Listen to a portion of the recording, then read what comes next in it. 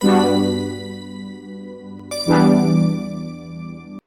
Everyone, welcome to Jio strategic insight. आज बात करते हैं एससीओ समिट 2025 के, जो हाल ही में कंक्लूड हुआ है तियानजिन चाइना में।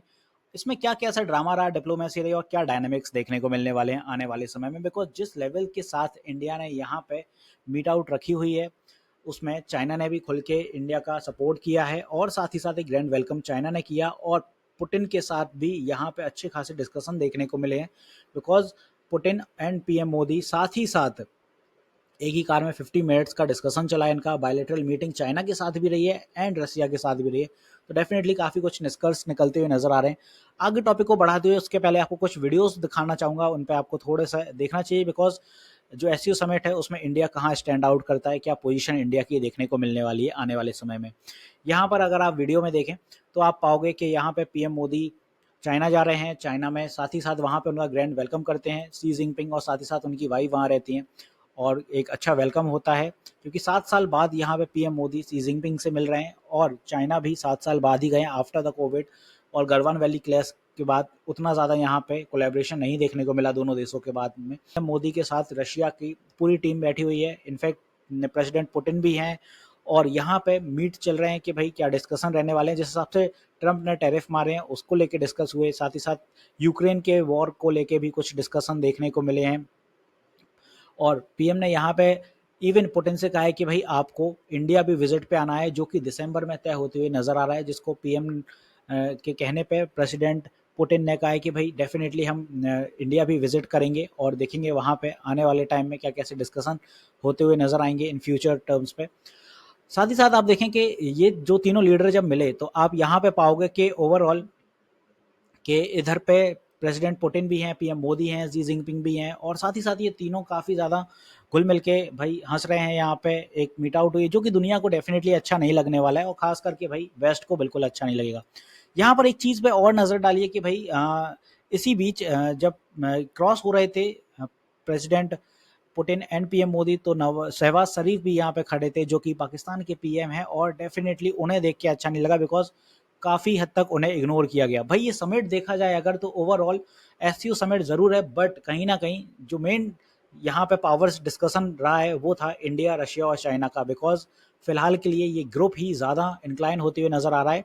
और ये समिट नाम का था, बाकी लोगों के लिए मेन काम तो भाई यहाँ पे इंडिया, रशिया और चाइना के मतलब का ही देखने को मिला है।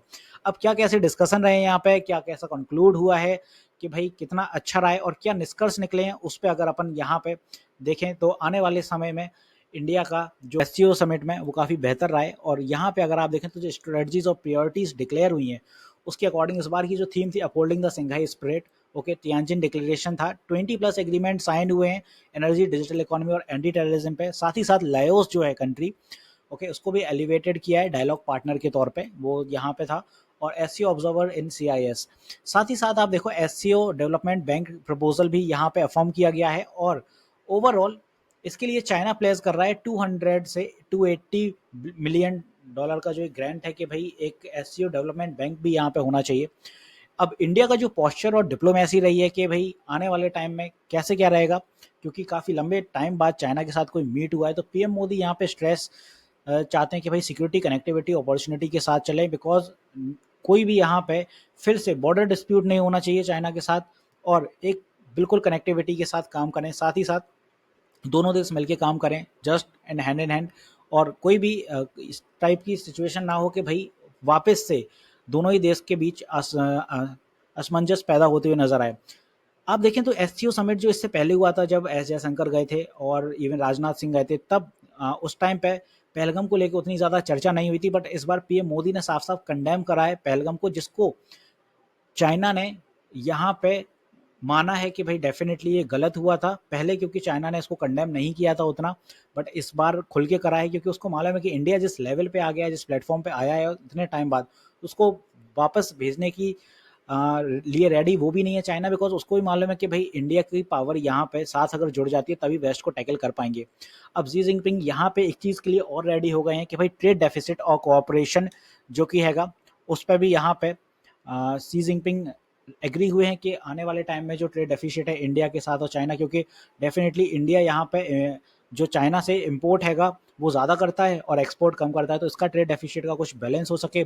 और ऑप्टिक्स में अगर आप देखो तो पीएम मोदी एंड पुतिन दोनों ही एक कार में गए हैं, जो कि एक सिंबॉलिक बॉम्ब थी, क्योंकि डेफिनेटली रशिया एक ऐसी कंट्री है भाई जो किसी को इतने करीब अपने आने नहीं देती है, और जिस हिसाब से इंडिया का स्टैंड वेस्ट के अगेंस्ट रहा है, तो पुतिन और मोदी काफ़ी ज़्यादा क्लोज आते हुए नजर आ रहे हैं।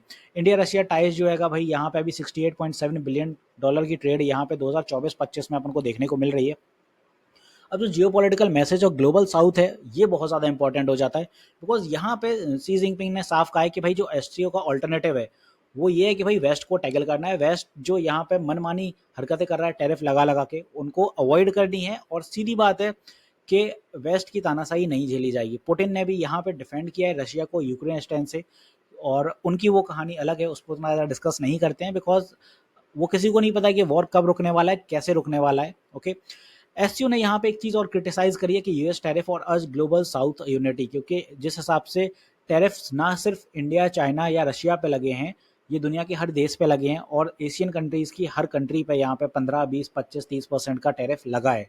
तो ग्लोबल साउथ की एक यूनिटी चाहिए, ताकि जिससे कि पूरा पार्टनरशिप यहीं से बनकर आए और ट्रेड कम करें यूएसए के साथ, तो डेफिनेटली उनकी इकोनॉमी वीक हो सके। मल्टीलेटरलिज्म और इकोनॉमिक कोऑपरेशन पे ज़्यादा फोकस करते हुए नजर आए हैं इधर सारी कंट्रीज। इधर पे आप देख रहे हो तो इंस्टीट्यूशनल और सिंबॉलिक हाइलाइट्स भी अगर आप देखें तो काफ़ी देखने को मिल रहे हैं। और इस बार की जो किर्गिस्तान है उसने अज्यूम की है अब के 2025-26 की चेयरमैनशिप वो करेगा, और जो न्यू एससीओ सेंटर रहेगा वो दुशानबे और ताशकेंत में रहने वाले हैं, और जहाँ पे फोकस होगा एआई, डिजिटल गवर्नेंस से लेके और ग्रीन इंडस्ट्रीज से लेके, तो इस सब पे चर्चा होती हुई नजर आई है इस बार के एससीओ समिट में।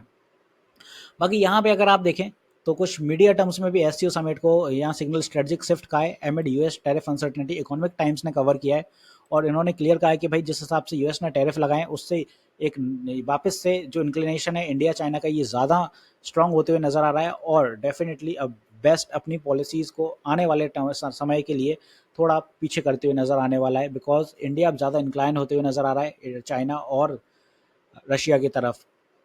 दूसरी साइड आप यहाँ पे देखो कि Putin waited for PM Modi for 10 minutes after SCO meet had discussed for 50 minutes in car.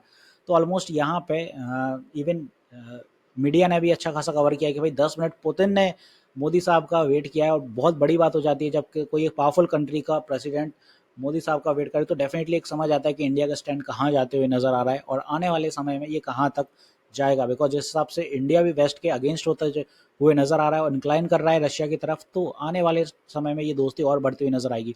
Discussion 50 minute का भाई कार में ही हुआ, बाकी फिर बायलैटरल मीटिंग हुई वो अलग से थी। तो आई होप आपको आज का टॉपिक अच्छा लगा होगा। आज के टॉपिक में जो भी मैंने आपको यहाँ समझाया काफ़ी चीज़ें सही लगी होंगी, समझ आया होगा डिफेंस रिलेटेड जियो क्या होता है। आने वाले टाइम में और भी चीज़ें ऐसी डिस्कस करने के लिए, समझने के लिए मेरे चैनल को सब्सक्राइब करिए। जियो strategic insight, this is me Shubham Yadav signing off.